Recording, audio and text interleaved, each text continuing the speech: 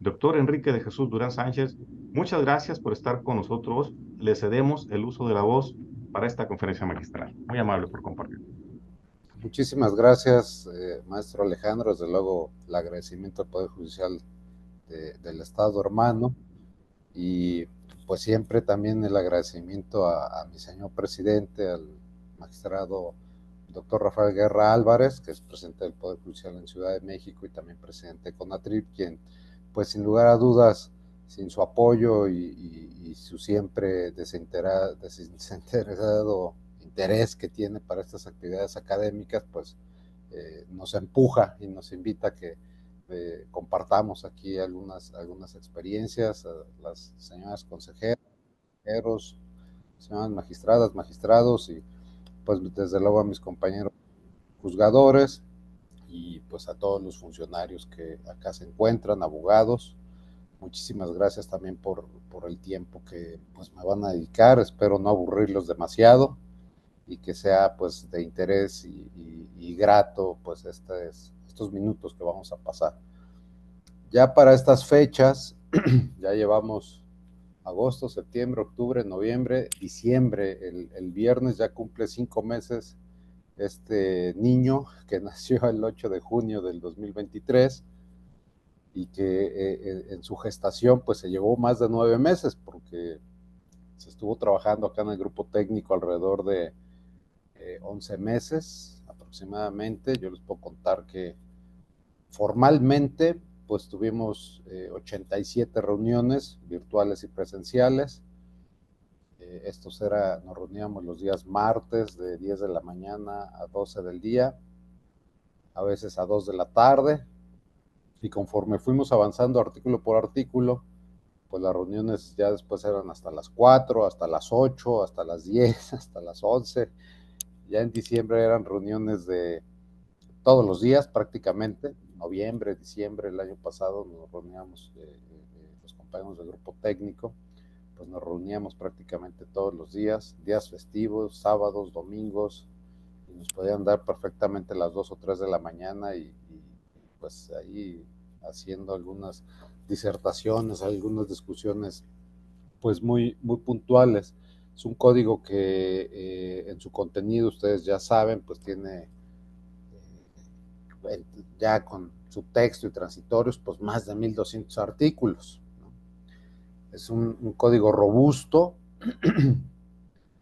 Desde mi punto de vista, es un código transicional porque tiene lo bueno de los sistemas escritos, lo actual de los sistemas de oralidad, en lo particular del oral mercantil, y tiene muchas otras cosas nuevas del derecho alemán, del derecho inglés, del derecho americano, algunas referencias hacia legislaciones chilena, peruanas, argentinas, española, francesa, y pues se contagió, digámoslo de alguna manera, esta dinámica con una visión de perspectiva de derechos humanos, y esto significa que tiene una tendencia también internacional el código.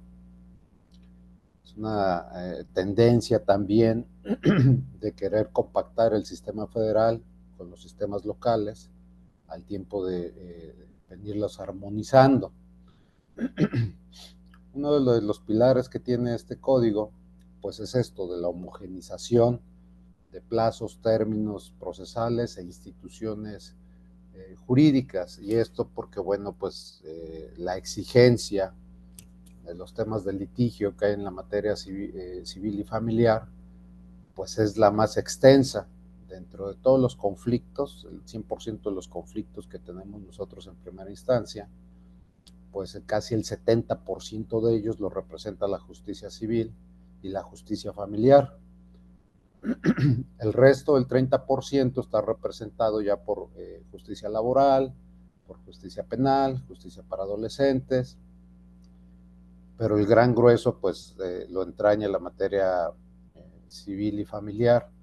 Entonces estamos hablando de una reforma de un gran calado, más que la del 2021, que hubo una reforma constitucional muy importante. más que la reforma laboral, más que la reforma penal, ¿sí? Y no se diga más que la reforma en justicia mercantil. Este código pues ha recibido críticas bien, porque toda norma es perfectible, así se planteó desde que en el Senado se aprobó y después en Cámara de Diputados, dijeron este es un primer saque y hay que ver, hay que socializarla, hay que divulgar las prácticas que tiene el Código Nacional y en la retroalimentación pues verificar qué cosas se tienen nuevamente que ajustar. Yo les he de comentar que ya hay algunos trabajos en relación con algunos artículos en lo particular que pues están analizando para verificar si efectivamente se tiene que ajustar prontamente el modelo antes de que los estados comiencen a ingresar al régimen que establece este Código Nacional. ¿Por qué un Código Nacional único? Porque bueno, pues así lo data, lo exige la reforma del 15 de septiembre ya del 2017, donde se reforma el artículo 17 constitucional, desde luego el 73, fracción 29 apartado A, donde se le da al Congreso de la Unión, pues la facultad exclusiva de legislar un instrumento único, así lo refiere la reforma, único, para la materia civil y familiar. Tenía en aquel entonces el honorable Congreso pues un plazo de 180 días para instrumentar la reforma. Seguramente muchos de ustedes han de recordar una iniciativa que prontamente fue presentada, no prosperó. Un poco más adelante, un par de años más adelante, se volvió a presentar otra iniciativa, igualmente no prosperó. Un par de años nuevamente, otra nueva iniciativa, tampoco prosperó. Y esta omisión legislativa pues ocasionó un accionar de un gremio de abogados, en lo particular de la barra mexicana de Colegio de Abogados, y entonces ellos presentaron una serie de acciones de inconstitucionalidad que concluyeron en un mandato, una omisión legislativa que ya había, y concluyó en un mandato en exigirle al Congreso de la Unión la expedición de este instrumento. Y en la ejecutoria correspondiente también se señala que lo que se tiene que crear es un código único. No fue una cuestión caprichosa de decir vamos a tener solo un código y por qué no hacer un código civil y un código familiar. En el trayecto de la revisión y análisis que estuvo haciendo el grupo técnico revisor sobre noviembre, diciembre del año pasado incluso, un senador presentó dos iniciativas justamente, la civil y la familiar, la procesal civil y familiar, y entonces fue turnada al grupo técnico revisor para su análisis y nosotros concluimos que más del 80% de las instituciones que venían regulados en los dos instrumentos se repetían en uno y otro código. Entonces ello reafirmó no solamente en el cumplimiento del mandato de la ejecutoria, sino reafirmó también el que era innecesario contar con dos instrumentos cuando más del 80% de sus instituciones se replicaban en uno y otro, en otro código. Entonces, por eso ustedes ven este diseño de este Código Nacional a través de libros y hacen una separación, es decir, inicia con disposiciones generales, después ya entra la cuestión de plazos, términos procesales, excepciones procesales y después migra al libro civil y luego migra al libro familiar, luego la parte de los recursos, ejecución de sentencia, procedimientos universales, justicia digital y concluye con todo tema de la cooperación internacional. Eso, por eso la hechura de esa manera o el corte de esa manera que tiene este código, o sea, atiende a un mandato constitucional y atiende también pues a una serie de resoluciones del Poder Judicial de la Federación y atiende pues a ese análisis en la instrumentación. Este grupo técnico revisor tuvo a bien el analizar aproximadamente 5 iniciativas que desde la reforma constitucional se habían venido presentando. Y con la iniciativa que trabajamos fue con la iniciativa que, digamos que fue la columna vertebral, pues fue la iniciativa que trabajó CONATRIP. Entonces esa fue nuestra columna vertebral y a partir de esa propuesta, que dicho sea de paso, pues era la mejor de las que se habían presentado, pues comenzamos a analizar, a debatir, se revisaron todos los trabajos que se enviaron cuando se hicieron los foros. Fueron foros que duraron aproximadamente 4 meses en distintas entidades federativas. Se hicieron charlas, se hicieron pláticas de qué debía contener este código. Yo les debo decir que lo que nos encontramos fue mucho material a nivel dogmático y poco material a nivel de propuesta de redacción de una norma. Había propuestas muy filosóficas, muy dogmáticas, pero no se aterrizaba la idea central que se pretendía. Y a lo largo de todos esos meses seguimos recibiendo trabajos.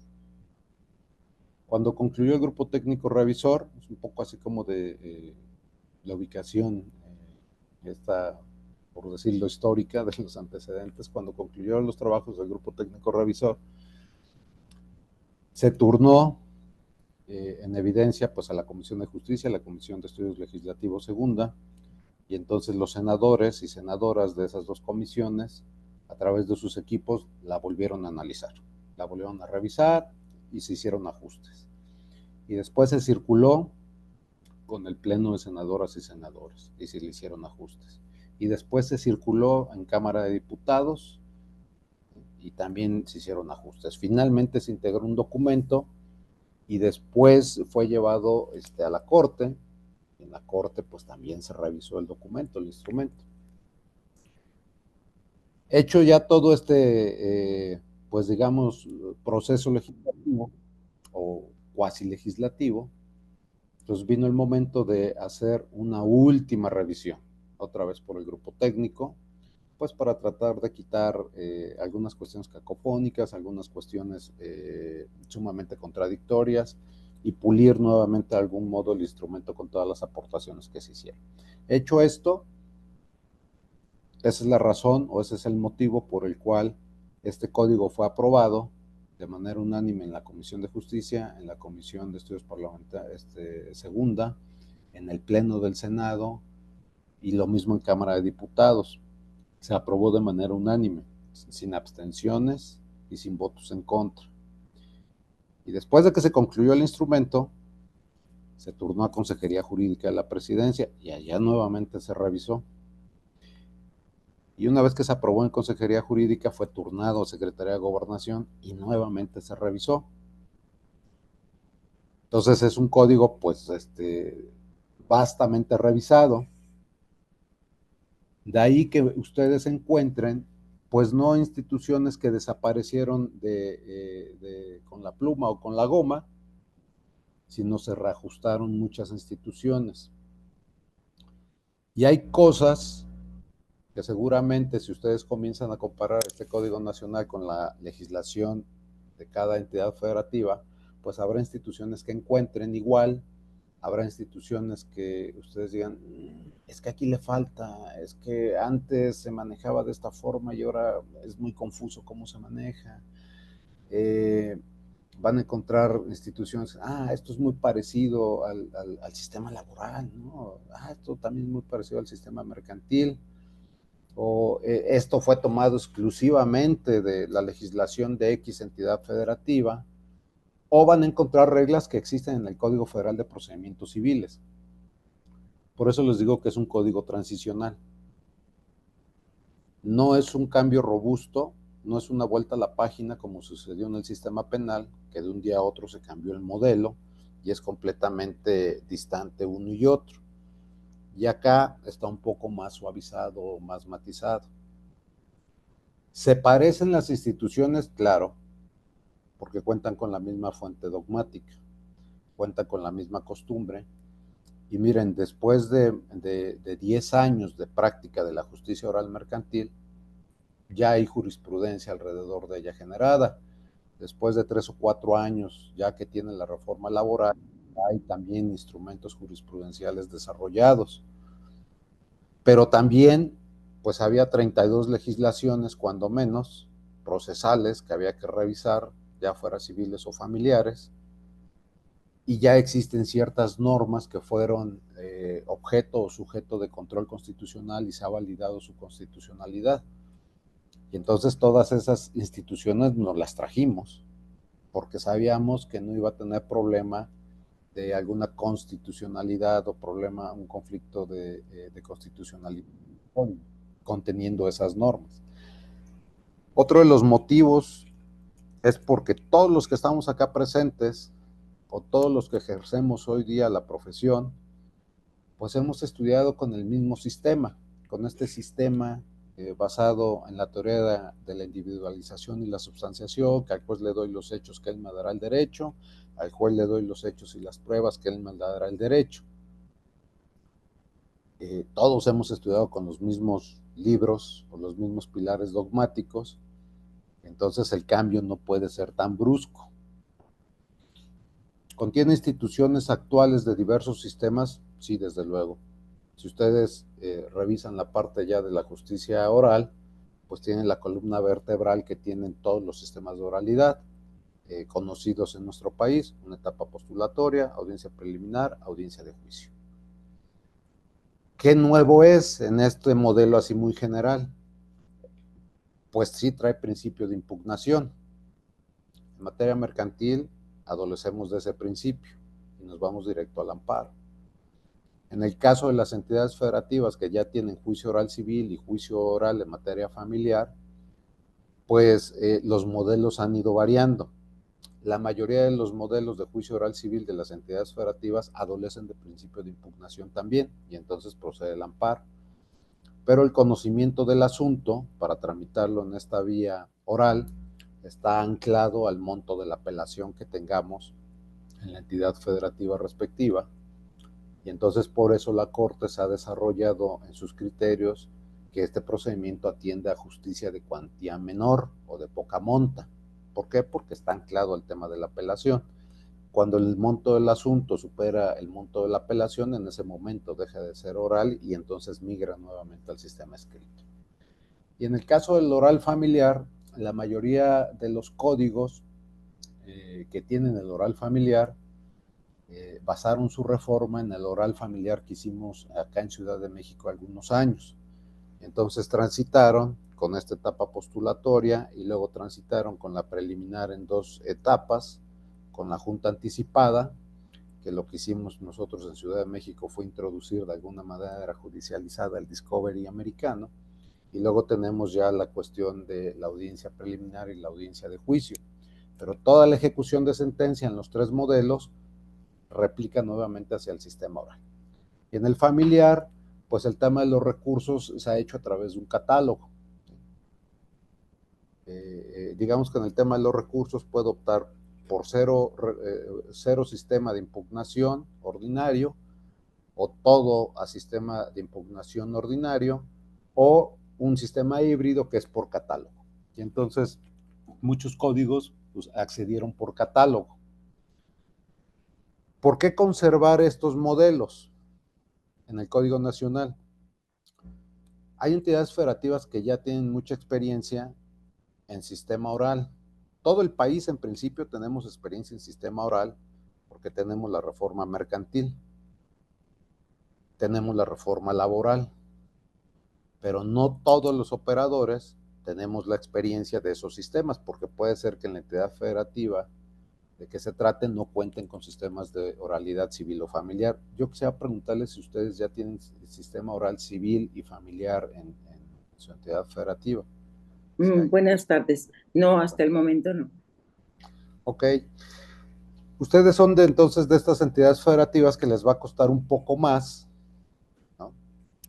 La parte no solamente del proceso de enseñanza-aprendizaje, sino también la parte práctica, la parte de la instrumentación, y la parte de comenzar a generar prácticas judiciales acordes al código, seguramente van a comenzar a visorear pues aquellas entidades federativas que ya traen un poco más de práctica e incluso tal vez comenzar a mirar a expertos de otros sistemas. Yo les diría que hay que ser cuidadosos cuando vengamos instrumentando el Código Nacional, por ejemplo, en el caso de ustedes. Nuevo León es una entidad federativa que yo he escuchado a muchos abogados que dicen es que el Código Nacional para nosotros significa un retroceso porque nosotros ya íbamos más adelantados que muchas reglas del Código Nacional. Sí, pero es un código que lo que busca es armonizar primero todo el sistema nacional. Entonces a los muy adelantados, pues tal vez sí los retrocede, pero a los que no parten de cero, pues los va a empujar en un salto enorme, y los que ya lo tienen más o menos practicado, pues se tienen que reactualizar en muchas instituciones que tiene el Código Nacional. Entonces, por ello también se fue muy cuidadoso en cómo venir introduciendo el Código Nacional de poco a poquito. Ustedes van a ver un procedimiento en el libro de justicia civil que se llama procedimiento sumarísimo. Me parece que esa es la aspiración a la que se pretende llegar en unos 15 o 20 años en el sistema. Es un procedimiento en el que se presenta la solicitud de demanda, se asigna el turno de competencia, el juez recibe la solicitud y entonces ya no recibe por escrito la demanda. Va a señalar una audiencia de comparecencia a la parte actora. La parte actora va a ir y va a presentar sus hechos, sus pruebas, sus puntos petitorios y el derecho en el que se funda. El tribunal va a videograbar esa diligencia, integrará las constancias, el audio y video correspondiente y notificará a la parte demandada. Dentro del plazo de los 5 días, una vez notificada la demandada, se va a señalar otra audiencia y en esa audiencia la demandada va a venir a contestar de manera oral, a objetar pruebas, a oponer excepciones y defensas procesales de manera oral, a ofrecer pruebas de fondo del asunto y ofrecer pruebas de excepciones y defensas procesales. En esa diligencia, la parte actora, si no comparece, se da por desistido del asunto, pero si comparece, entonces va a contestar excepciones y defensas, va a objetar pruebas de excepciones y defensas, va a desahogar vista de pericial, si así hubo alguna pericial en trámite, va a ofrecer pruebas de excepciones y defensas y puede ofrecer pruebas nuevamente del fondo del... Y el juez se va a pronunciar en esa audiencia resolviendo excepciones procesales, admitiendo o desechando pruebas del fondo, proveyendo sobre las objeciones, proveyendo sobre la forma y la manera de preparación de las periciales y va a señalar otra audiencia de juicio. En esa audiencia escuchará el alegato de apertura, desahogará pruebas, escuchará el alegato de clausura y en ese momento tendrá que emitir su fallo y 2 días después entregar la sentencia. Entonces esa es la aspiración a la que pretende llegar este código. No les estoy diciendo que en el 2027, pero seguramente en algunos años la idea es que el sistema migre completamente ahora sí a oral. Nosotros tenemos ahora un procedimiento por audiencias, porque tenemos una etapa postulatoria y tenemos una etapa de audiencia preliminar y audiencia de juicio. Y luego la ejecución de sentencia se desarticula completamente escrita y ahora se oraliza la ejecución de la sentencia. A ver, un poco sobre las características que tiene este sistema, ¿no? Yo sé que es poco tiempo, les estoy dando un brochazo general, pero pues la idea es que se queden con el interés de estudiar el código. Ya les decía, entonces por eso el código busca la homogeneización de plazos y etapas procesales. Entonces, la misma manera y los mismos plazos con que voy a llevar un asunto en Yucatán son los mismos que se van a hacer en Baja California, o en Ciudad de México, o en Guadalajara, o en Toluca, o en Monterrey, van a ser exactamente los mismos. Esto va a homogenizar y estandarizar las técnicas de litigación.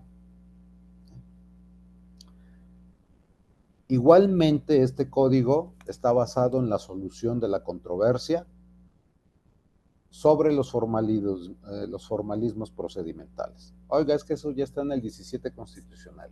pero se ha vuelto caprichoso. La aplicación de este principio se ha vuelto caprichoso. Hay tribunales que lo aplican y hay tribunales que no lo aplican. Entonces, ahora este Código Nacional obliga a todos los tribunales a favorecer la solución del conflicto sobre la formalidad. Es un código que exige juzgar con un enfoque y perspectiva de derechos humanos.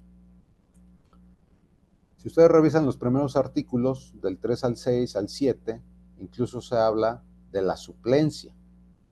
En materia familiar, las juzgadoras y los juzgadores tienen ya mucha práctica con el tema de la suplencia, pero los que somos civilistas, pues no tanta, ¿verdad? Y acuérdense que este Código Nacional de Procedimientos Civiles y Familiares viene a sustituir al Código Federal, y el Código Federal es supletorio de muchas leyes, de más de 160 leyes federales. Entonces, tenemos que revisar de esas leyes federales o de las cuales es supletoria el Código Nacional ahora, pues cuáles de esas leyes excluyen o no a las instituciones del código. Si yo supongamos que en el Código de Comercio dice, en lo no previsto en esta norma aplicará de manera supletoria el Código Federal de Procedimientos Civiles, me está haciendo una regla de reenvío en primer grado, es una norma conflictual de reenvío en primer grado.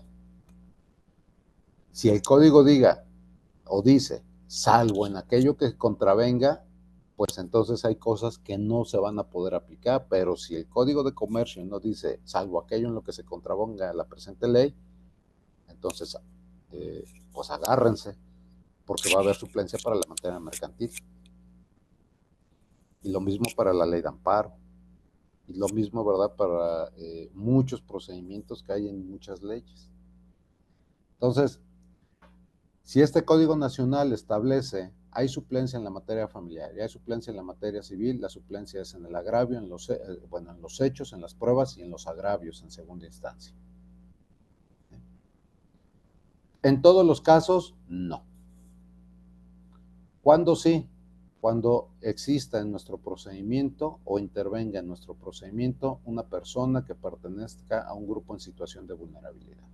Oye, es que es un civil y está interviniendo una niña, niño o adolescente, hay suplencia.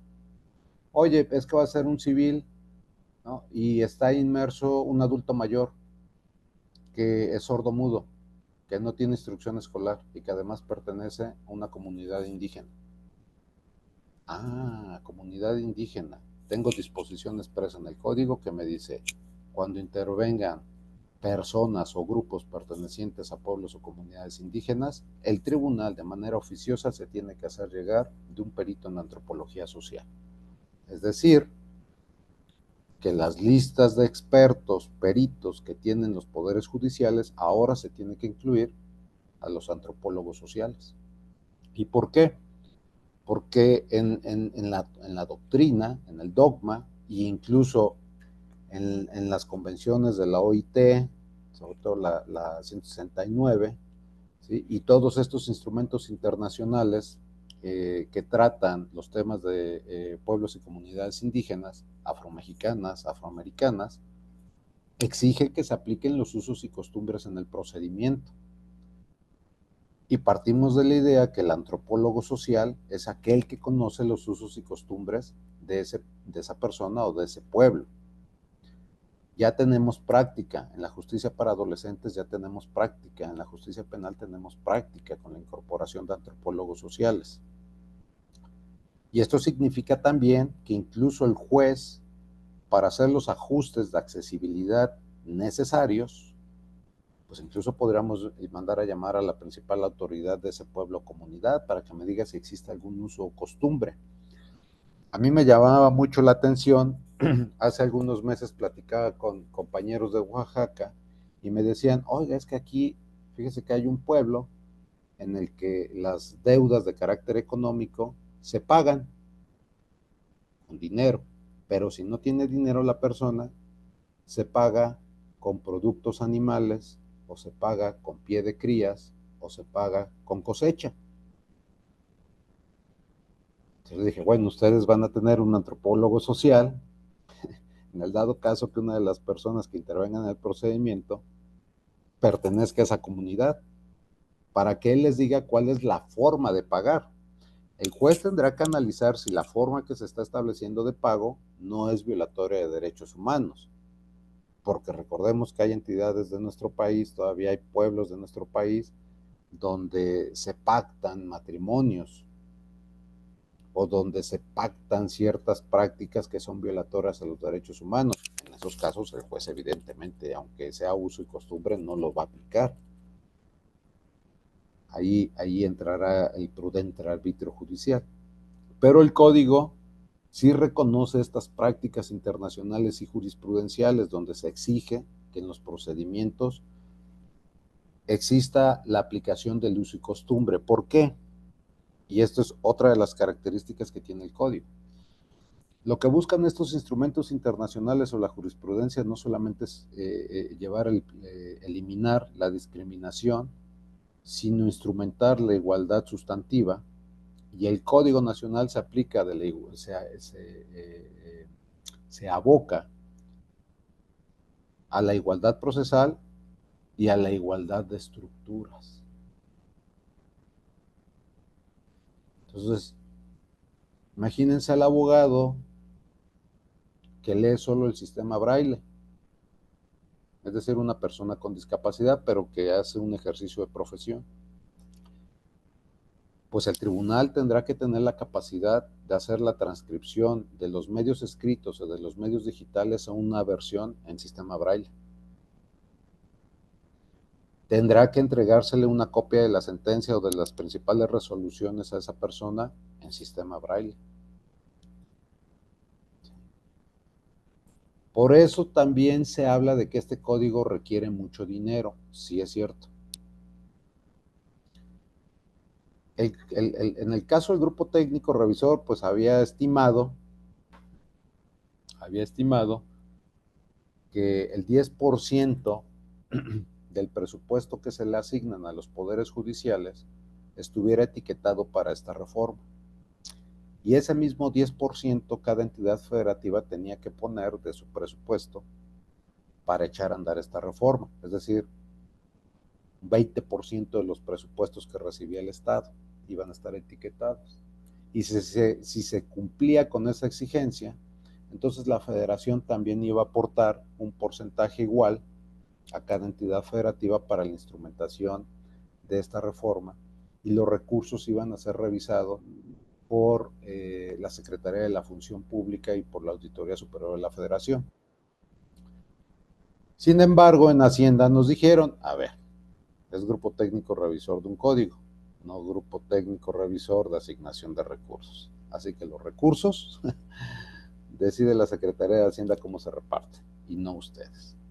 Y bueno, pues ahí la configuración de cómo está el tema presupuestal, que no se materializó como fue la pretendida que se tenía en el grupo técnico. Sin embargo, hay muchas exigencias. En materia familiar, ustedes van a encontrar, por ejemplo, que no existe el perito tercero en discordia. La parte actora presenta su perito, sí. La parte demandada presenta su perito, sí. Pero el tribunal siempre va a tener adscrito a un perito oficial. Es decir, que exista o no exista pericial, el tribunal va a contar con un perito si lo requiere.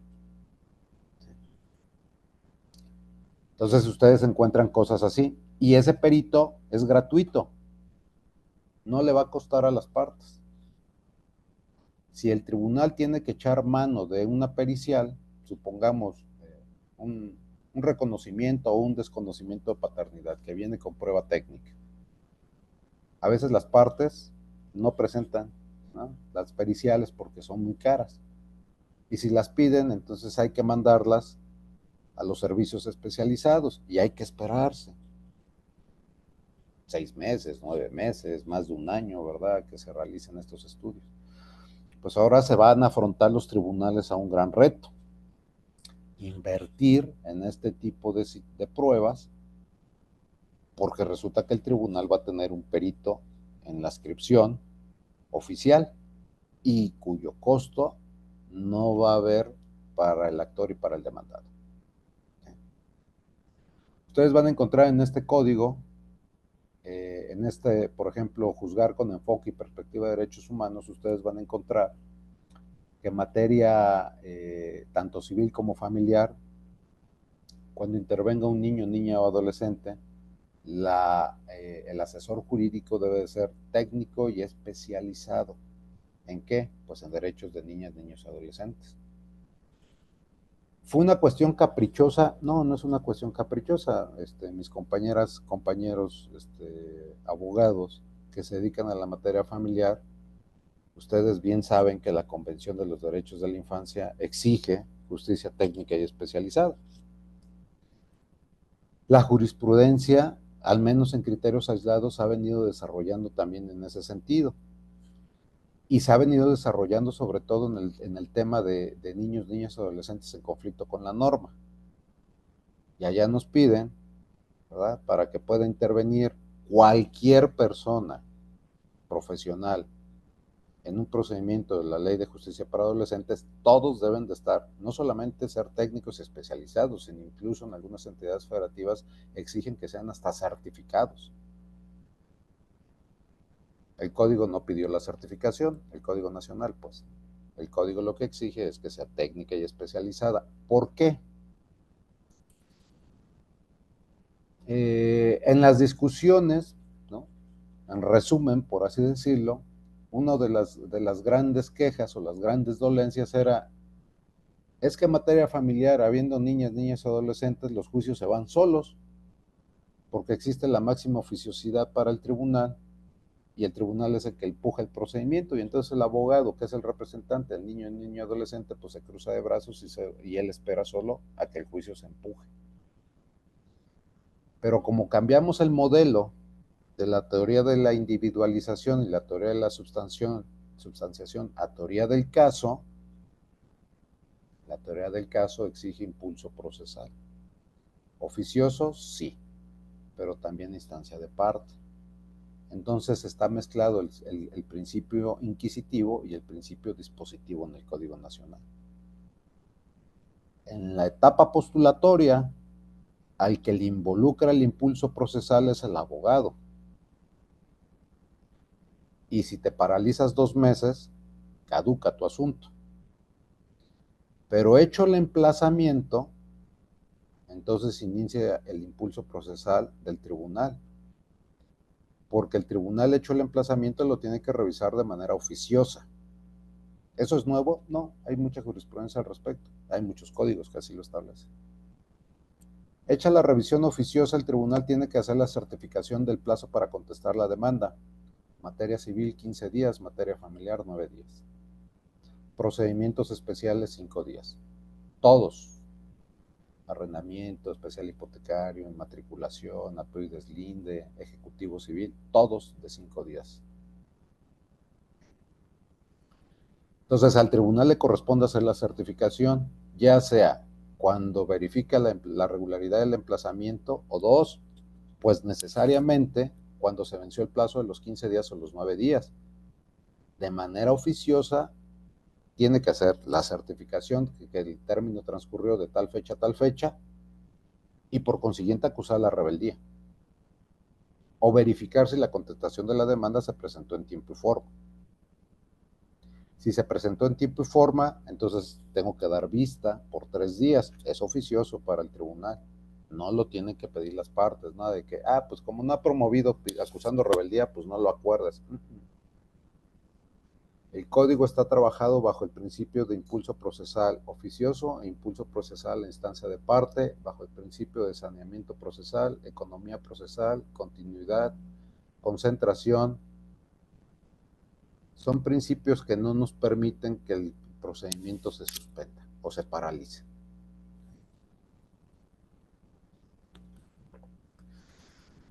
Hago la certificación en su caso de la vista de los 3 días y le corresponde al tribunal señalar fecha de audiencia preliminar. Y le corresponde al tribunal desahogar la preliminar y le corresponde al tribunal señalar audiencia de juicio. Y luego ya viene otra vez el impulso de las partes. Si no impugnan, recluye su derecho. Y si impugna, le corresponde al tribunal integrar la apelación correspondiente y mandarla al tribunal de segunda instancia. Le corresponde a la segunda instancia recibirlo revisar la calificación de grado e iniciar el trámite de la asignación, ya sea al magistrado ponente si trabajamos en salas colegiadas, o asignar al magistrado si trabajamos en salas unitarias. Y entonces el magistrado tiene término conforme al código para radicar, ¿sí?, la apelación. Si el tribunal lo requiere, va a señalar una fecha. El tribunal de segunda instancia lo requiere, va a señalar una fecha de aclaración de agravios. ¿Cuándo? El día que radique la apelación. Radicó y no necesita aclaración de agravios. Sí, ahí viene impulso a instancia de parte. Cualquiera de las partes pueden pedir la aclaración, la audiencia de aclaración de agravios. Entonces, en el sistema penal, cuando se solicita la audiencia de aclaración de agravios, el Tribunal de Apelación tiene 3 días para dictar la sentencia definitiva. En el Código Nacional se dieron 20 días. En el caso de que la resolución deba de ser colegiada, cada magistrado va a contar con un plazo de 5 días. Pero la segunda instancia se oralizó y permea en la segunda instancia el principio de inmediación. Y no es una cuestión caprichosa.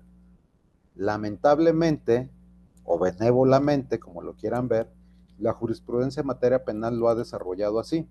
El sistema penal, al inicio las audiencias las llevaban los secretarios.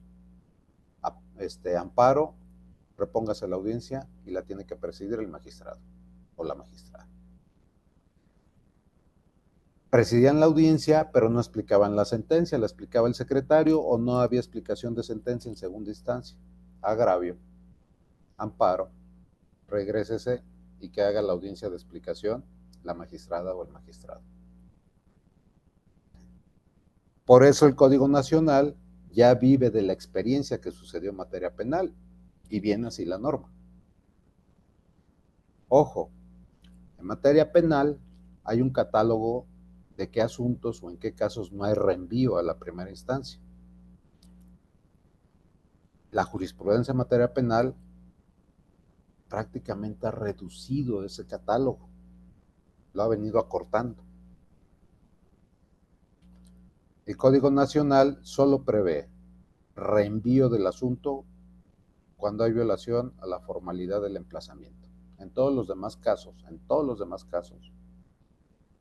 la segunda instancia se va a constituir en un tribunal y que va a llevar audiencia preliminar o va a llevar audiencias de juicio. Prueba para mejor proveer, ¿la regreso al juzgado? No. La ordena la sala la prepara, la sala la desahoga. Desechaste esta prueba de manera indebida y admítela a trámite. La sala la admite a trámite, la sala la prepara, la sala la cita, la sala la desahoga. Desaparece el recurso de revocación. Solo tenemos apelación, queja y reclamación para la segunda instancia.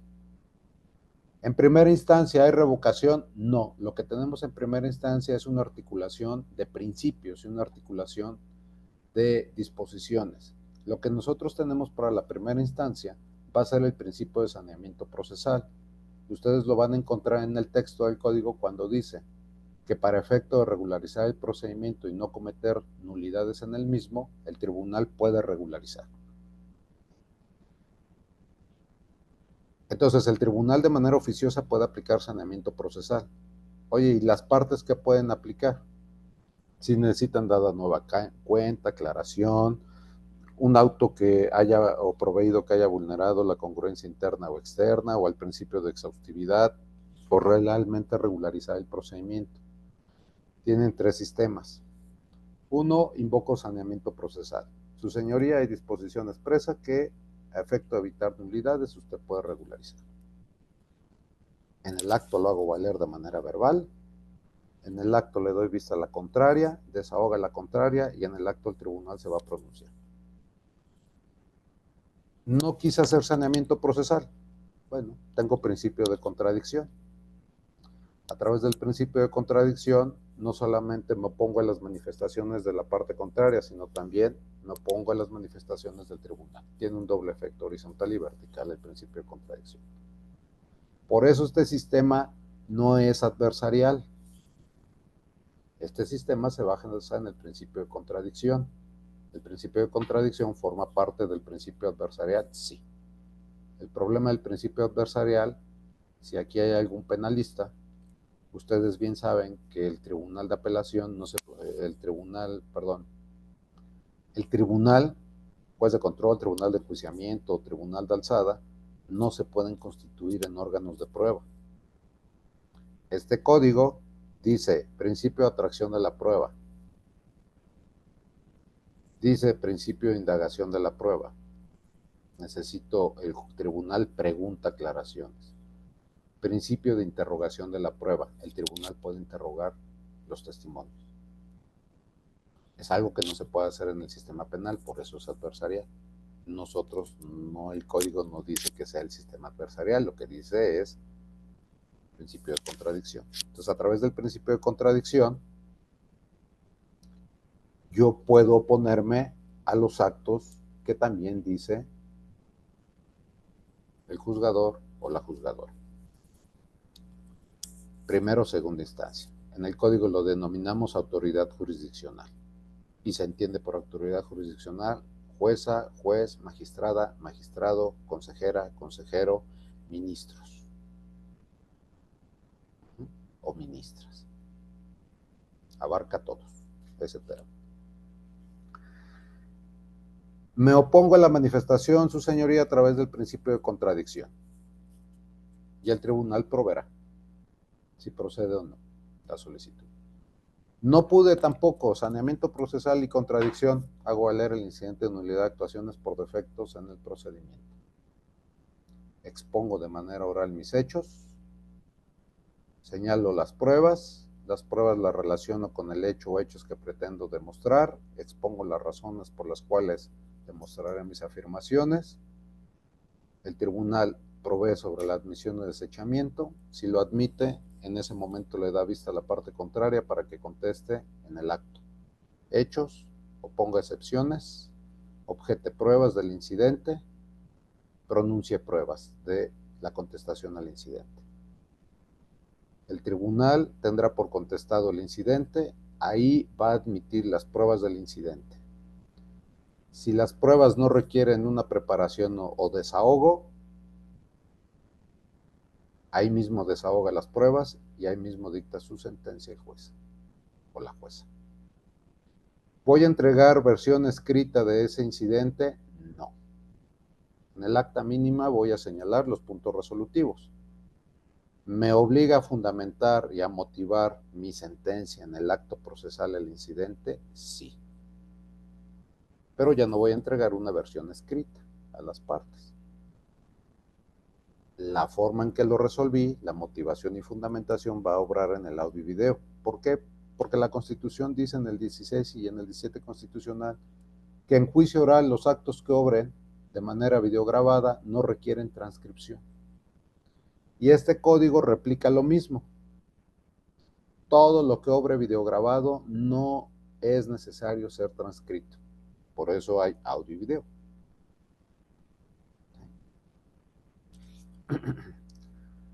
Oiga, pero sí requiero pruebas especiales en el incidente. El juez señalará fecha de la audiencia especial, desahogará pruebas, bueno, escuchará alegato de apertura del incidente, desahoga pruebas, alegato de clausura y procederá a emitir su fallo. En el acta mínima se van a sentar primero, segundo, tercero, cuarto, según los resolutivos que ustedes estimen o consideren en atención al trámite del incidente que se interponga. ¿Sí? Es un código que me dice, oye, aplica perspectiva de género. Clavado, trae disposición. Eso significa, ¿verdad?, que tenemos que analizar los hechos y evaluar las pruebas a efecto de poder, ¿verdad?, detectar asimetrías entre las partes o cuando existen temas de violencia. Si está invocado un tema de violencia, el juez oficiosamente se tiene que allegar de pruebas. Pero solo en la materia familiar. No, también en la materia civil. Es un código que dice interés superior del menor o de la infancia. Pues si ya sabemos qué es. Sí, pero es caprichoso. Algunos aplican, algunos no lo aplican, algunos lo invocan, otros no lo invocan. El código señala qué se entiende por interés superior y se tiene que aplicar tajantemente. Este código dice que tenemos que aplicar los protocolos que emite la Corte. Y ustedes van a encontrar en el texto de muchos artículos que literalmente el código dice: una escucha de niña, niño o adolescente. El texto del código dice: aplica el protocolo sobre derechos de la infancia. Hoy, cuestiones de accesibilidad para personas con discapacidad. El código dice: aplica el protocolo para personas con discapacidad.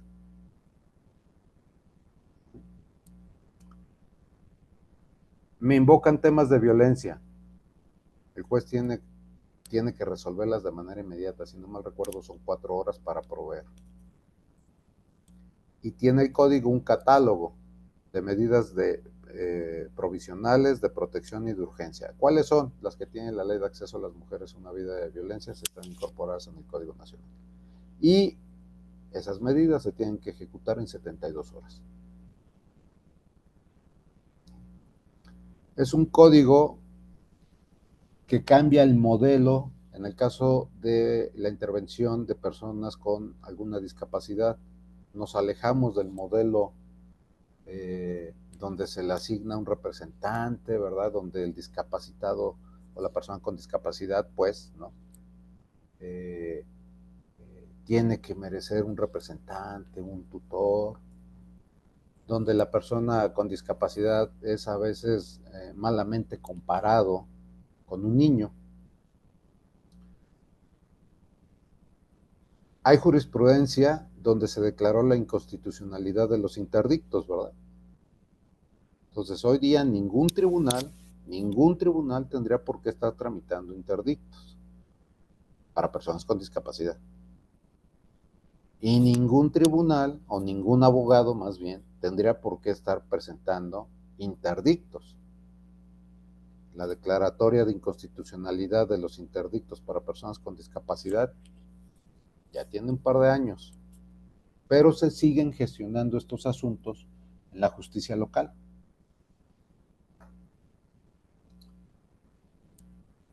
Se cambió del modelo de representación al modelo social, donde a la persona con discapacidad se le reconoce su plena capacidad jurídica. Y él va a designar a su apoyo. Y solo en aquellos casos extraordinarios, donde esa persona o ese adulto mayor no pueda designar un apoyo, solo en esos casos va a haber intervención judicial. Tendríamos que estarlo aplicando así porque es una exigencia internacional.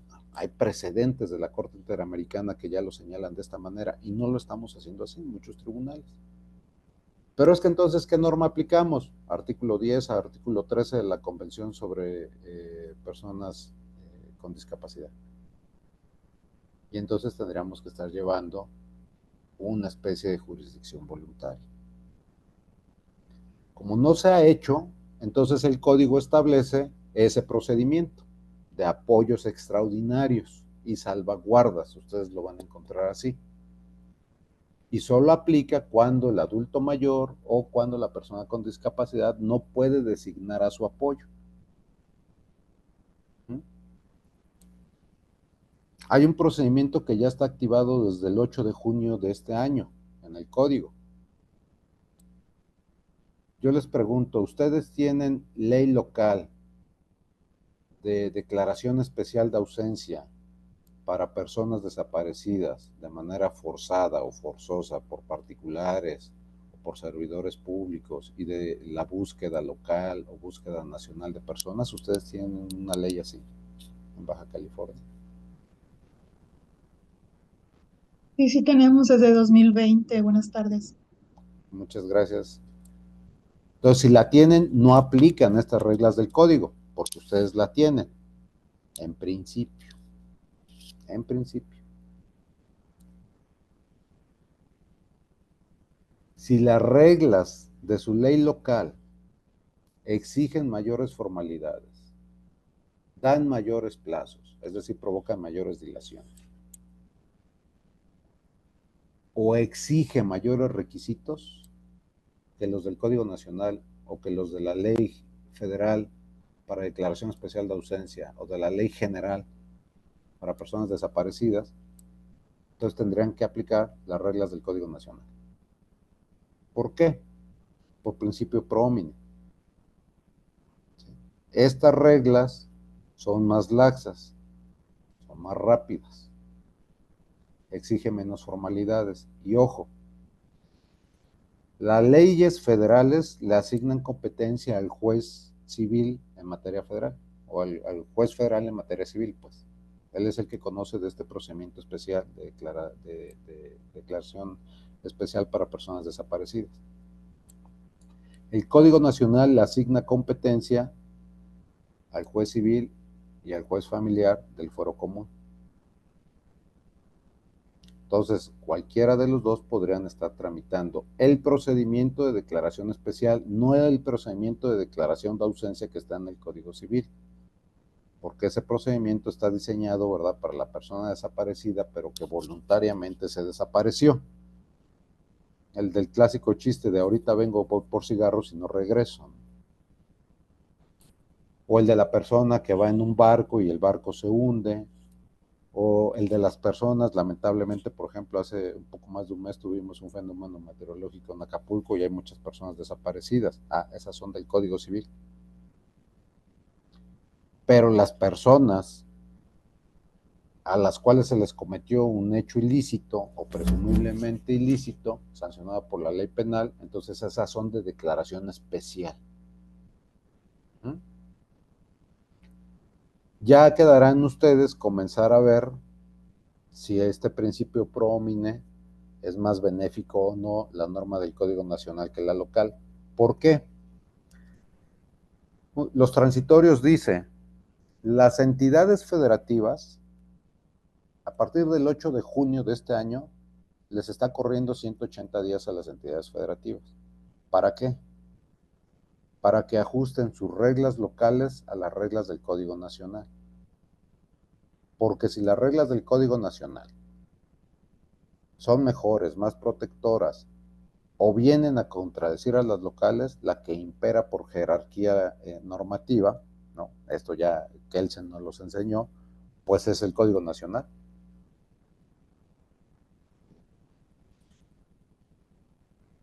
Entonces, por ejemplo, acá en Ciudad de México, hace un par de semanas, mi presidente ya tuvo, por ejemplo, ya está teniendo reuniones con el Congreso de la Ciudad de México para comenzar a armonizar ciertas leyes que el Código Nacional exigen se modifiquen. Entonces, antes de que entre en la Ciudad de México el Código Nacional de Procedimientos Civiles, pues acá hay una preocupación institucional por armonizar las leyes que están impactando a este Código Nacional. Entonces me parece que es un ejercicio que se tendría que hacer en todas las entidades federativas. ¿Para qué? Para que no sufra, es que mi ley local dice esto y el Código Nacional dice esto. No, pues aplico mi ley local. Aplico el Código Nacional. Pero es que el Código Nacional contradice, pues, una ley suprema. En esta pirámide de Kelsen, ¿qué lugar ocupa el Código Nacional? El segundo. Está por encima de las leyes federales y está por debajo de la Constitución.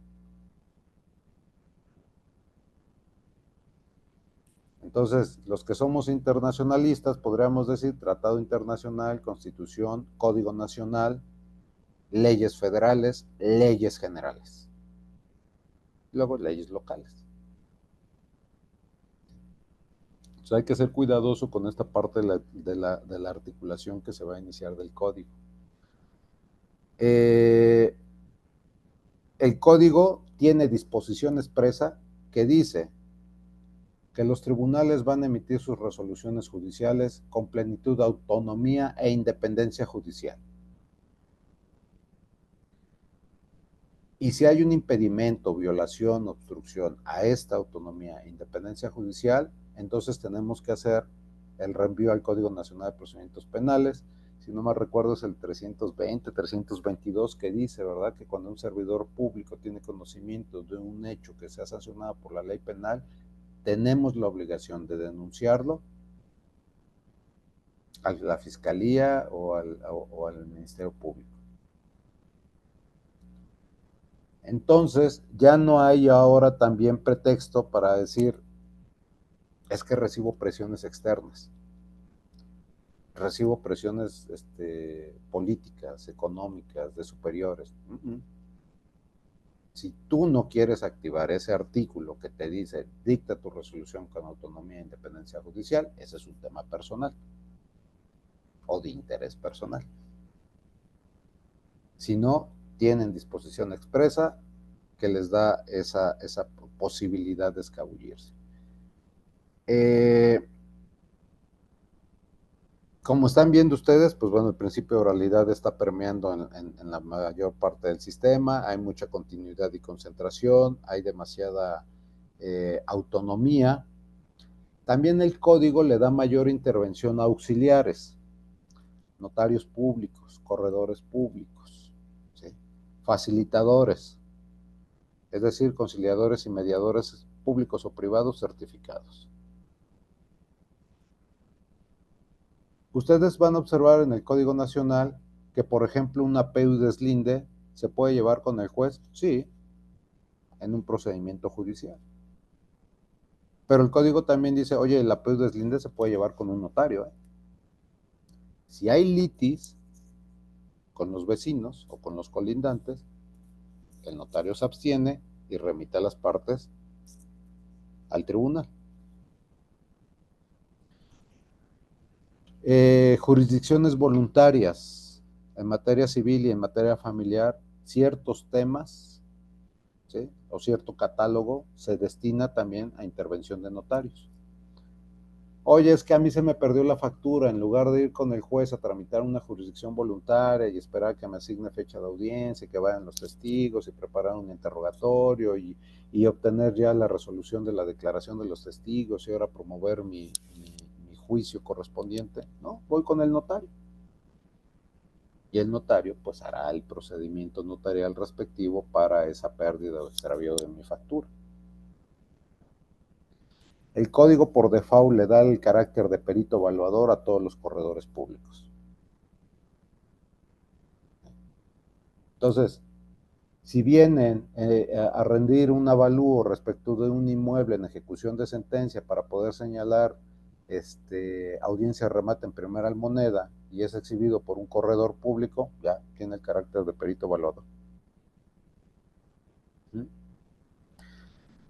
Está el procedimiento, por ejemplo, de concurso de acreedores, que aplica solo para sujetos del derecho civil o asociaciones del derecho civil. No, así dice el código literalmente, este procedimiento no aplica para el concurso mercantil, ni para cuestiones mercantiles. Literalmente el código lo establece.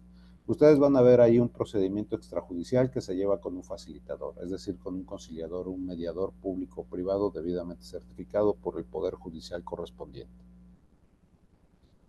Si ustedes revisan esta Ley Nacional de Mecanismos Alternativos, que en próximos días, yo creo que la semana que entra ya se aprueba también en Cámara de Diputados, en esta semana se va a aprobar, todo parece ser así, que se va a aprobar sin problemas en el Senado, y va a transitar a Cámara de Diputados y se va a aprobar, y seguramente en próximos días, en los siguientes 30 días, por Constitución, el Ejecutivo la tiene o no que publicar. Si no la publica, ejercerá su derecho de veto, pero si no la va a publicar.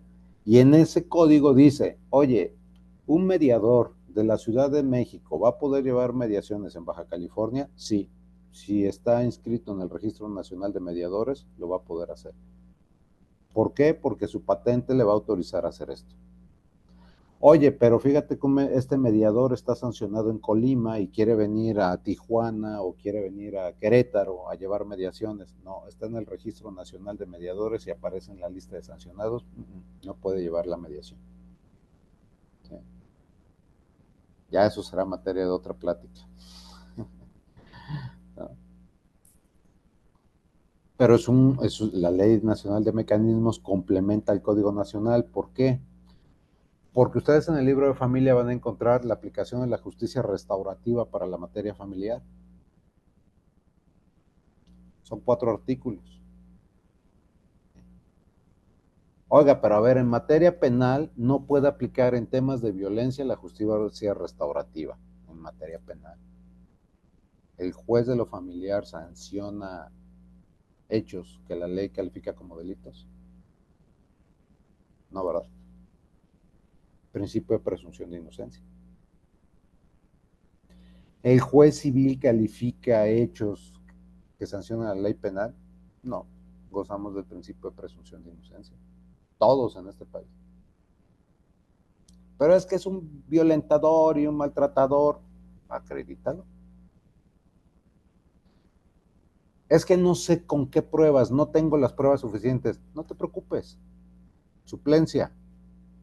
Grupo vulnerable. Niña, niño, adolescente, mujer que está sufriendo violencia. El juez tiene que allegarse de las pruebas. ¿Sí? No hagan caras, no hagan ojos raros. Me preocupan.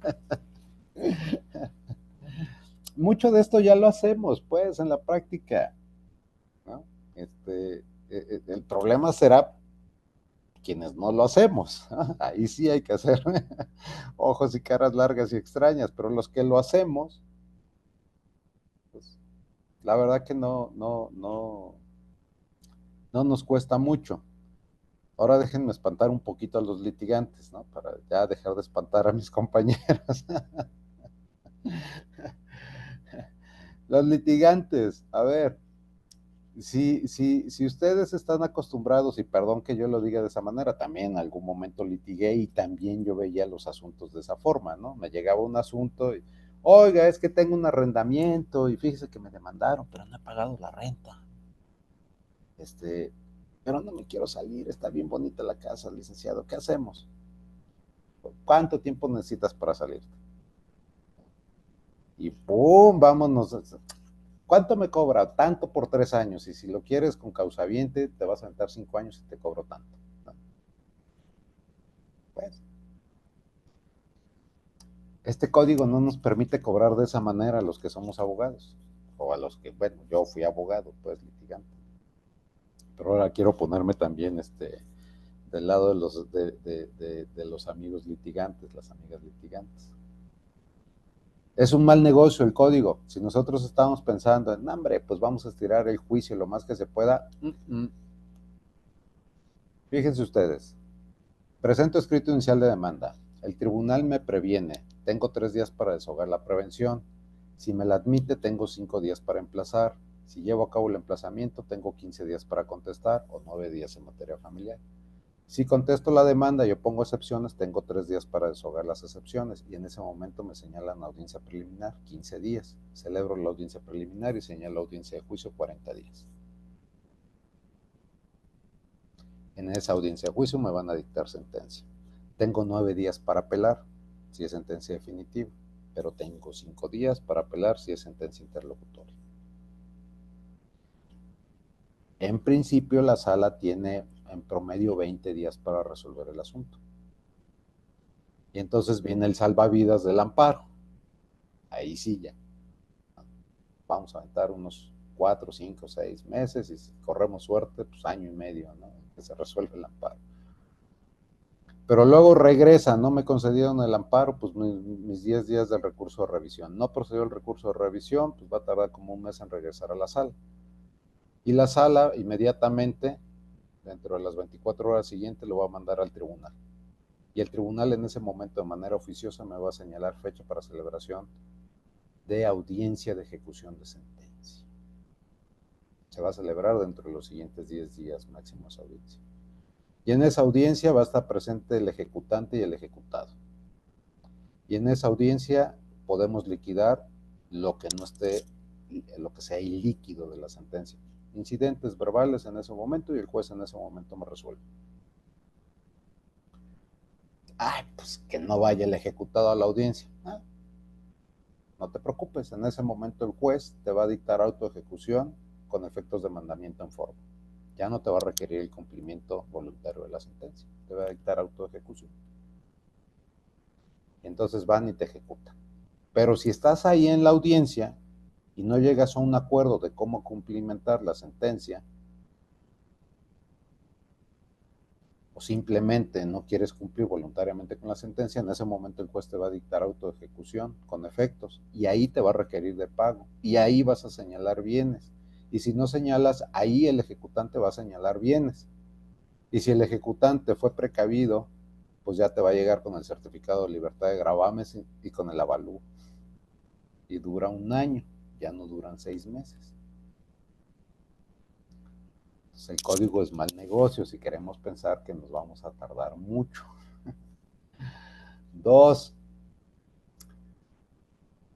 necesito hacer una demanda, necesito hacer una contestación. Oye, compadre, ¿tendrás una demanda más o menos con estas características? Pues sí, mándamela, no seas malito. Entonces, pues copio, pego, cambio nombres, la lleno de jurisprudencia y ya entrego una demanda de 200 hojas.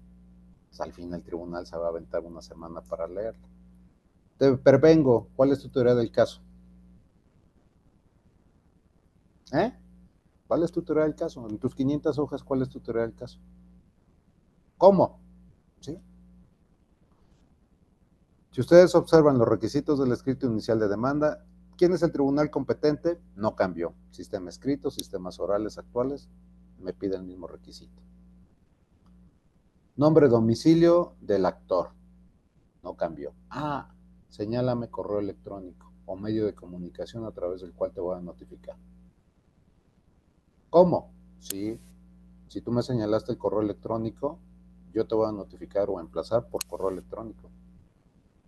O sea, ya no va a ir al actuario, ya no me le voy a poder esconder, ya no le voy a decir que si toca el actuario no le abran y que pongan una cámara y cámbiale el número exterior, ¿no? O pinta de otro color la barda, ¿no? Y ahora ponle otro número a la barda. No, a tu correo electrónico. Oye, pero es que a mí no me pueden obligar a tener un correo electrónico.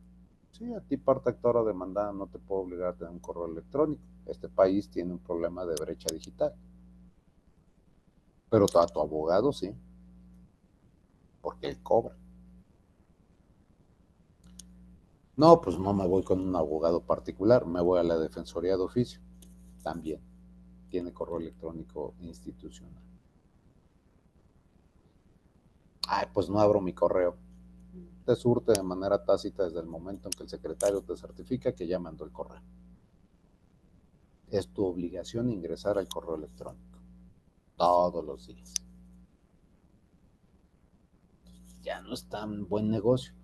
Oye, es que tenemos una escucha de niña, niño, adolescente. Mira, a ver, señor, señora, custodio. ¿Cuándo es la fecha? En 15 días. Bueno, para ese día, usted se va y se saca una receta médica. Y le decimos al juez que el niño está enfermo. Y llevamos al médico para que ratifique ahí su receta y que exhiba su cédula profesional. Y pues hay que esperar nueva fecha. Y como ya es fin de año, hasta el otro año. Y como al inicio de año se satura la agenda del juzgado, entonces como por ahí de medio año van a hacer la escucha. Y para la siguiente escucha, no, el niño está en exámenes. No puede faltar a sus clases. Bueno, nueva fecha. Y la escucha se ordena cuando el niño tiene 4 años y lo acabamos escuchando cuando tiene 15 años, ¿no? Código Nacional, te cito, no viniste a la audiencia. Es que se enfermó, tuvo exámenes, lo que ustedes quieran o mandan. El juez va a señalar fecha, pero la diligencia se va a hacer en el domicilio donde está el niño, niña o adolescente.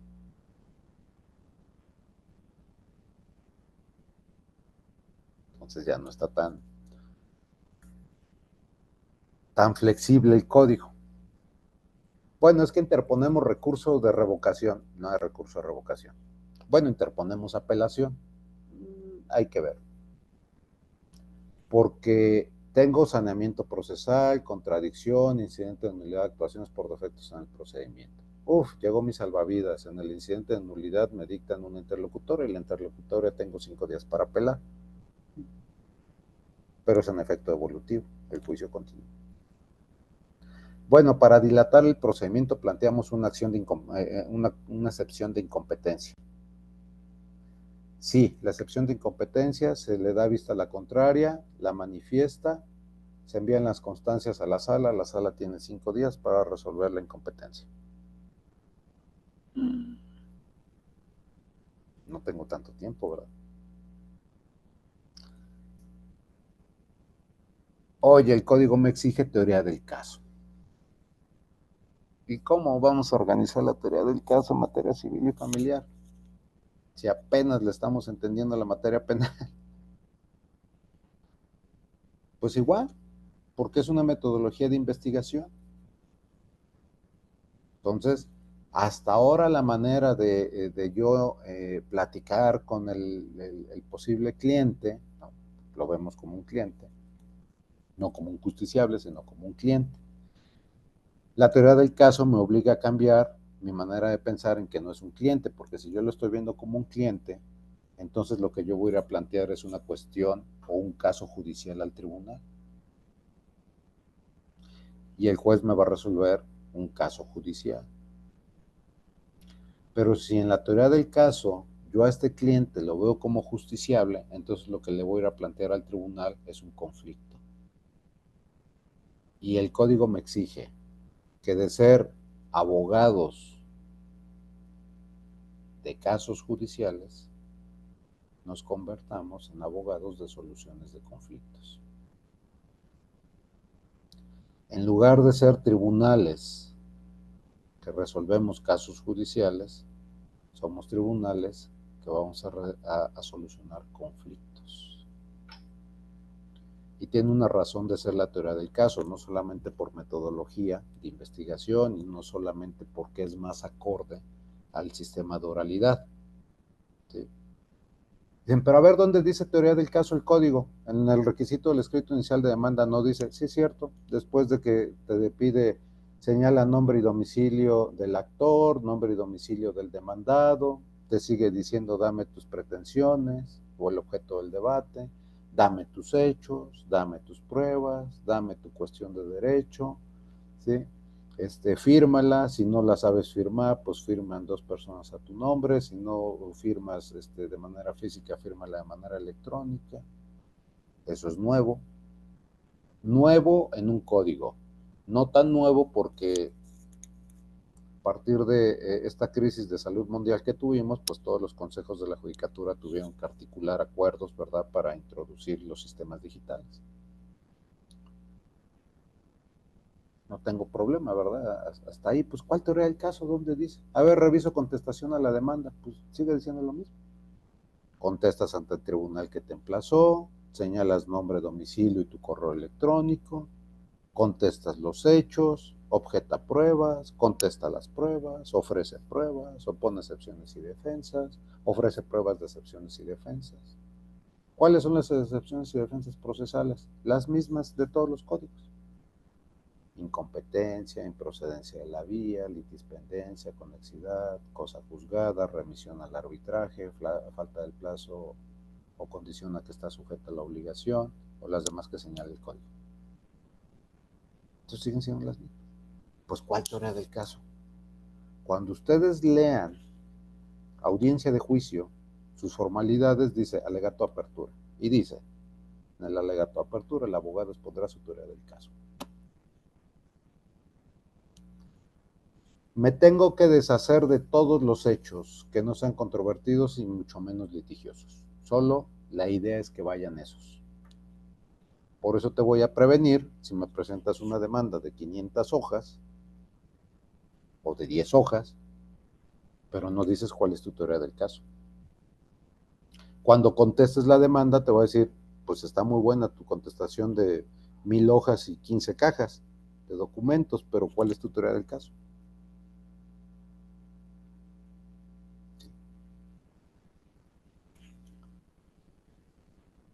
Me obliga a tener una formación distinta como abogado. Tengo que invertir en argumentación, tengo que invertir en interpretación jurídica, tengo que invertir en filología del derecho, tengo que invertir en retórica. No tengo que invertir en oratoria o declamación, ¿verdad? Porque no le voy a ir a decir al tribunal, oh, señor juez, ahora yo le voy a exponer por qué tengo la causa y la razón en esta contestación. No, ¿verdad? Ni tampoco le voy a ir a dar un discurso al tribunal. Le voy a hablar con netos, patos y lobos. Retórica. ¿Eh? Voy a ser breve, conciso, preciso y macizo y no profuso, confuso y difuso. Y el tribunal igual. Pero el tribunal además en un lenguaje cotidiano. Le voy a conceder la razón a la parte actora tomando en consideración que promovió una acción rescisoria de contrato de compraventa. Y del análisis de las pruebas que hizo este tribunal, llego a la conclusión de que efectivamente existe una relación jurídica como se desprende del documento exhibido como base de la acción. ¿Eh? No. Tengo que explicar de manera clara, precisa y en un lenguaje cotidiano. Eso es lo que me exige el código. Tengo que hacer sentencias con versiones de ositos, panditas, florecitas. Con el debido respeto, a mí me parece una exageración. Tengo que hacer sentencias accesibles, sí. La accesibilidad, dice las jurisprudencias, sí. Mire usted, dice acá, ¿no? Las partes deben de contar con una defensa técnica efectiva. Si usted revisa la Convención de los Derechos de la Infancia, se habla de que en el caso de los niños, niños y adolescentes, la defensa es técnica y efectiva. ¿Efectiva para qué? Para garantizar sus derechos humanos. Y luego refiere más adelante que deberá ser especializada. Ojo, no dice certificada como en justicia para adolescentes o en el sistema penal. Entonces, ¿tú cómo puedes acreditar una especialización? Pues mira, están tomando cursos, ¿sí? Yo no estoy abordando solo exclusivamente un tema en materia de familia, sino estoy abarcando como grosso modo todos los temas. Pero yo invertiría en cursos especializados en derecho familiar, ¿sí? Si me dedico al derecho familiar. Pero también le puedo decir al tribunal, oiga, mire, señoría, yo he intervenido en todos estos asuntos, en todos estos juzgados, en donde ha habido, ¿no?, cuestiones inmersas de derechos de niñas, niños y adolescentes. A diferencia, este Código Nacional, a diferencia del penal, yo no te puedo remover, ¿sí? O sea, el tribunal no te puede remover. Aunque la exposición sea deficiente, el conocimiento sea deficiente, pues a lo más lo que haré es te mandaré a estudiar, o me pondré a estudiar, porque también a veces a nosotros, pues también nos hace daño estudiar. Pero no te puedo decir, hágase un lado y tráiganme al defensor de oficio. Hay criterio desde julio de este año, ¿verdad?, que dice la Corte, no. Si la defensa es deficiente, en los temas sobre todo mercantiles, que ese es donde se pronunció la Corte, dice, aunque el abogado haya sido deficiente, pues es un problema entre particulares. ¿Por qué? Pues está en juego el patrimonio, sí es cierto. Pero no alcanza la protección del 20 constitucional esta deficiencia, esta representación deficiente para la materia mercantil. Entonces, por lo tanto, permea a la civil y a toda la justicia cotidiana, ¿no?, este criterio, porque es un precedente. Entonces, ni te puedo remover, ni te puedo obligar. Pero al menos este requisito mínimo de decir, bueno, pues a ver, no, pues es que yo estudié la carrera hace 30 años y pues ya no me he actualizado. pues hay que tomarnos un cursito para actualizarnos otra vez. O, no, pues mire, señora, no he tomado cursos, pero, miren, todos estos asuntos he intervenido. A lo mejor el Poder Judicial respectivo tiene un registro, ahora sí, un padrón serio, en el que diga, a ver, el abogado Enrique Durán ha participado en estos asuntos de familia, en estos juzgados. Ah, sí, ha participado en asuntos de familia, pero en puras sucesiones, licenciado. Sí, pero miren, puras jurisdicciones voluntarias. Ah, bueno, sí, aquí ha participado en cuestiones, no sé, guardia y custodia, alimentos, visitas y convivencias, filiaciones, adopciones. Por ejemplo, en el tema de la adopción viene algo bien bueno, porque en todas las adopciones, si no mal recuerdo, se tramitan en menos de 15 días, se tiene que celebrar la audiencia, se dicta la sentencia y oficiosamente el juez mandará a la sala, ojo, no hay apelación, hay una revisión oficiosa. La sentencia en las adopciones nacionales se envía a la sala para que se revise de manera oficiosa la resolución de adopción.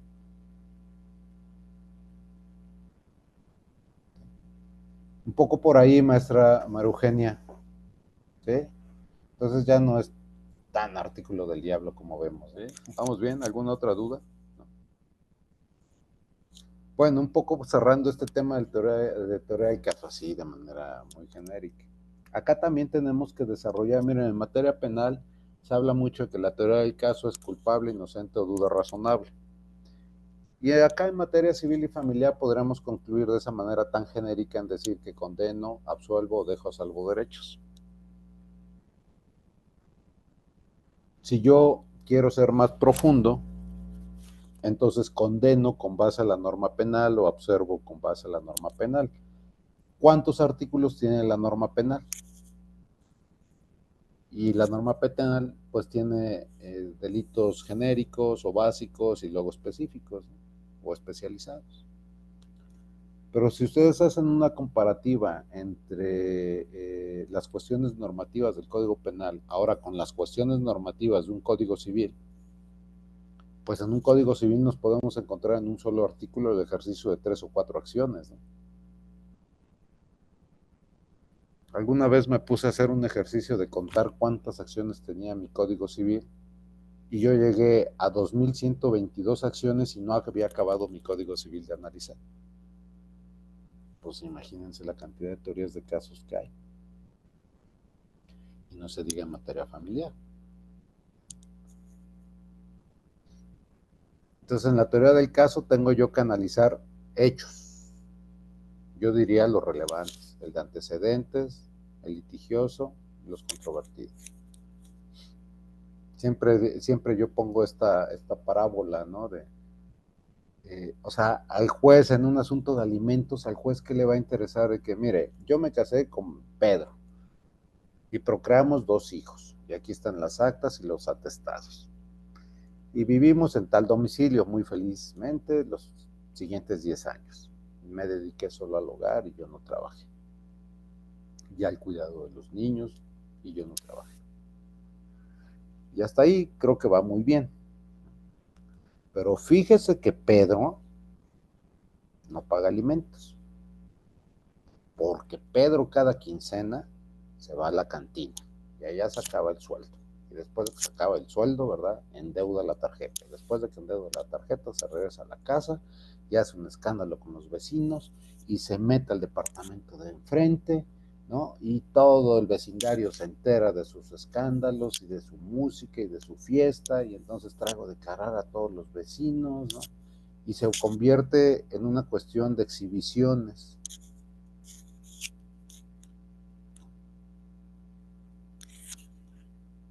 A mí qué me importa, ¿no? Lo digo con el debido respeto y en la justa dimensión, pero en un caso muy simplista. A mí qué me importa que Pedro sea un borracho. ¿Me están alegando alguna cuestión que tenga que ver con las preferencias alcohólicas de Pedro? No, lo que me están diciendo es no me da alimentos. y pónganle unos alimentos a este señor. Ahora yo, abogado, tengo que aprender a ser selectivo de los hechos. Ok, a ver qué pruebas tengo, o qué pruebas tengo que salir a buscar, a confeccionarlas lícitamente, no a confeccionarlas a través de... Y usted le va a contestar al juez, esto. Yo les comparto una experiencia que tuve hace unos días. En el edificio en el que yo me encuentro, pues es un edificio de 23 pisos, y allá vemos 64 juzgados. Entonces, pues han de imaginar la cantidad de gente que hay a las 9 de la mañana, ¿no? Entonces yo, con el bendito tránsito de esta ciudad, donde ahorita si yo voy de la casa de ustedes a mi oficina, en 20 minutos llego. Pero yo puedo salir en las mañanas a las 7:30 de la mañana y puedo llegar perfectamente a las 9:30 de la mañana, ¿no? Entonces, hace un par de semanas yo iba tarde, llegué corriendo prácticamente, incluso casi a la entrada aventé mi coche, le pedí a un compañero, le dije, no seas mala onda, baja mi carro hasta el estacionamiento porque voy corriendo a la audiencia, 9:15 iniciaba, yo llegué como 9:05. Y puché el elevador, estaba esperando el elevador y entonces un abogado muy joven atrás, mire, usted le va a decir al juez que conoce a este señor. Y el señor, a ver, acuérdese, ¿cómo se llama? No, pues fulano de tal. No, fulano de tal, ¿por cuál? Acuérdese, memorícelo. Y usted le dice al juez esto. Me empecé a reír yo, ¿no? Escuchando. Y usted, señora, le va a decir también al juez esto. Y entre mí me volví a sonreír. No le dije nada al abogado, no les dije nada. Andamos con cubreboca todavía en algunos edificios cerrados, que es el caso mío. Y entonces ya no subí al juzgado, subí directamente a la sala. Ahí estaba colgado, dice mi hija, la capa de Batman, ¿no? La puse, me puse mi toga, me senté, le dije al secretario, órale, pues, pase a las partes. Oh, gran sorpresa, el abogado que venía diciéndole a los señores cómo declararme, comparece junto con los señores. Yo en ese momento pude haberle dicho, oiga, licenciado, pues ya escuché cómo me van a declarar, ¿no? En el elevador. Eso no se tiene que hacer. La teoría del caso no me pide eso. La teoría del caso lo que me pide es, preparo al testigo, sí, pero le voy a decir, a ver qué cosa te consta realmente. Y si veo que no me consta, entonces no lo llevo. ¿Por qué? Porque va a haber un interrogatorio, un contrainterrogatorio, un recontrainterrogatorio y un recontrainterrogatorio para el testigo. Y al perito le va a suceder lo mismo. Va a tener un interrogatorio, un contrainterrogatorio, un recontrainterrogatorio y un contrainterrogatorio. Es muy vulnerable un perito o un testigo al cual yo le digo cómo declare. Es muy vulnerable bajo este sistema. Si no le consta en las preguntas para contradecir idoneidad o credibilidad, ahí me lo van a tronar, o en las preguntas que le hagan, en las repreguntas que le hagan respecto al fondo que declara, ahí lo van a tronar, si va aleccionado. Entonces, yo abogado, aguas. La teoría del caso me pide entonces teoría fáctica, es decir, mis hechos. Teoría probatoria, ¿qué pruebas tengo que exhibir? ¿Qué pruebas necesito? Pero realmente, ¿qué pruebas tengo? ¿O qué pruebas las salgo a buscar de manera legal? No de forma ilícita o ilegal. Y luego, ¿cuál es el derecho que yo voy a invocar? Y la teoría del caso se sostiene en el procedimiento, porque si la parte demandada no contesta la demanda, se le tiene contestando en sentido negativo. ¿Por qué? Porque la actora sigue conservando su teoría del caso, el que afirma tiene que probar. Por eso el demandado contesta en sentido negativo, pero ojo, el demandado, ¿sí?, puede comparecer a la audiencia de juicio. El demandado En ese momento está contestando en sentido negativo, teoría del caso en sentido negativo por default de la ley. Me van a practicar la declaración de parte, a mí demandado. Sí, que me la practiquen. Contesto. Contesté en sentido negativo. El código dice que concluido el interrogatorio, si está presente la parte contraria, puedo formular contrainterrogatorio. Que esta es una regla que tiene el sistema escrito. En el sistema escrito yo desahogo la prueba confesional, desahogada la prueba confesional a través de pliego de posición, puedo hacer preguntas verbalizadas y concluido el examen verbalizado, si está presente el contrario, puedo formularle preguntas. No sé si su código local así lo tenga, pero la mayoría de los códigos tienen este derecho en el sistema escrito. Este derecho migró al sistema oral actual y va a migrar al sistema del Código Nacional.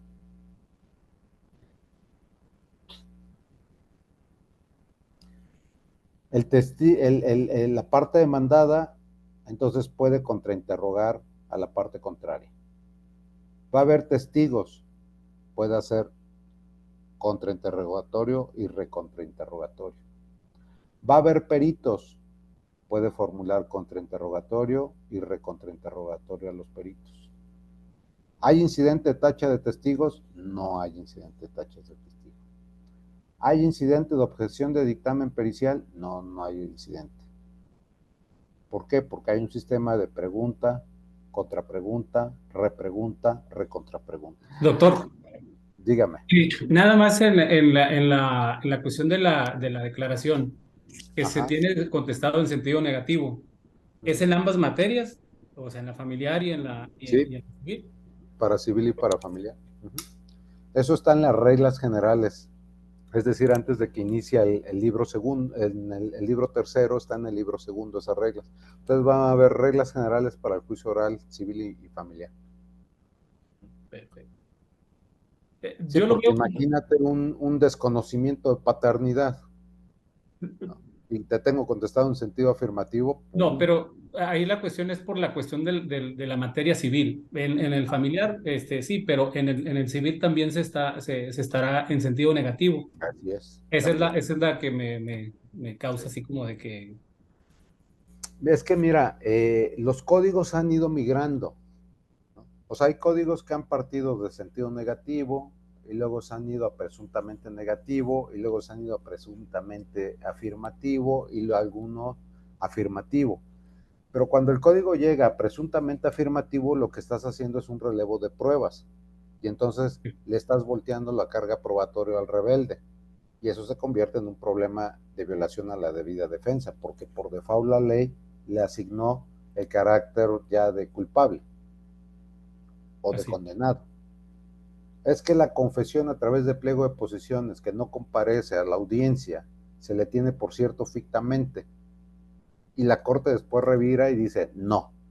O sea, sí, pero requiere de otros medios convictivos para que tenga carácter o fuerza vinculatoria esa confesión ficta. Okay.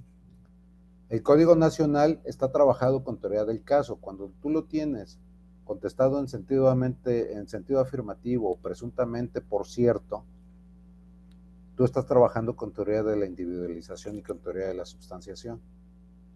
Y además tú estás trabajando con el principio inquisidor. El sistema es plenamente inquisitivo.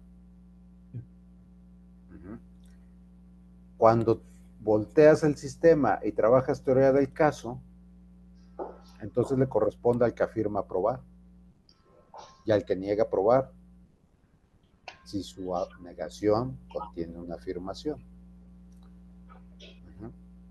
Entonces, por eso el código tiene, como trabajamos con teoría del caso, la carga de la prueba la sigue manteniendo el que afirma y el que está afirmando es el actor. Si nosotros le decíamos, se le tiene contestado en sentido afirmativo, pues ya para qué quiero audiencia preliminar, ya para qué quiero audiencia de juicio. En rebeldía vámonos a sentencia directamente. Y prejuzgas la prueba y no haces valoración de prueba, que este es un tema también completamente nuevo en el Código Nacional. En el sistema de valoración de la prueba, por ejemplo, el Código de Comercio parte del sistema de prueba tasada, es decir, la ley te dice qué vale la prueba, o la jurisprudencia te dice qué vale la prueba.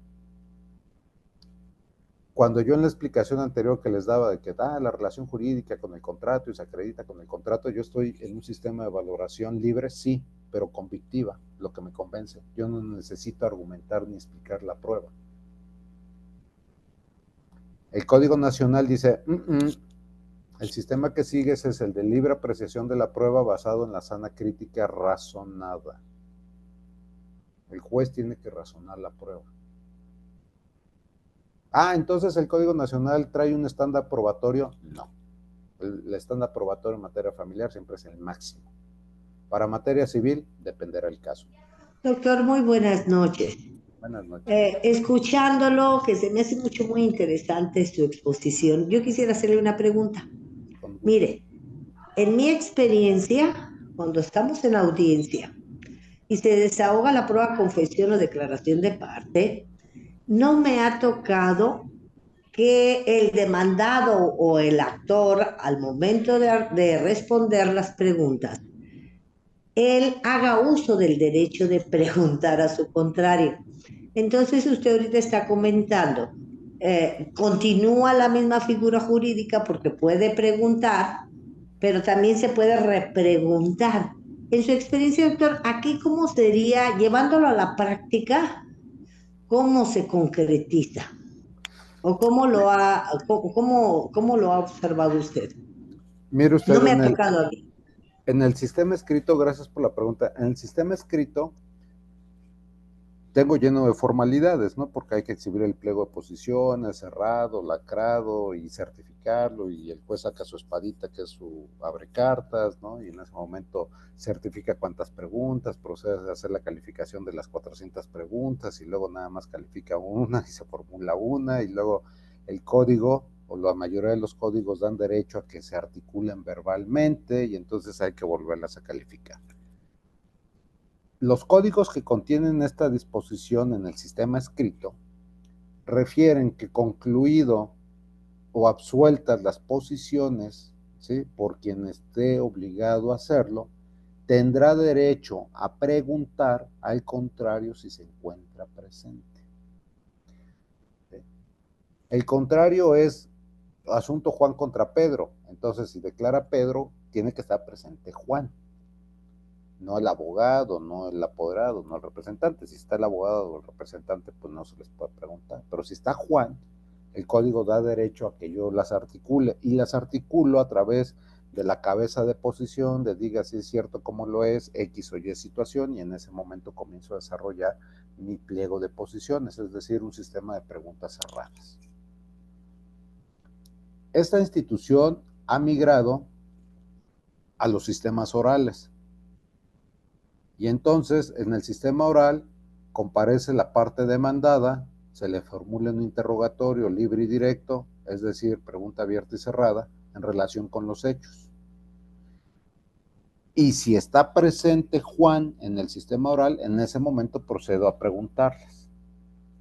En el caso del Código Nacional, ¿desaparece el nombre de confesional? Sí, ahora se llama declaración de parte propia o declaración de parte contraria, es decir, ¿mi abogado puede ofrecer mi propia declaración? Sí.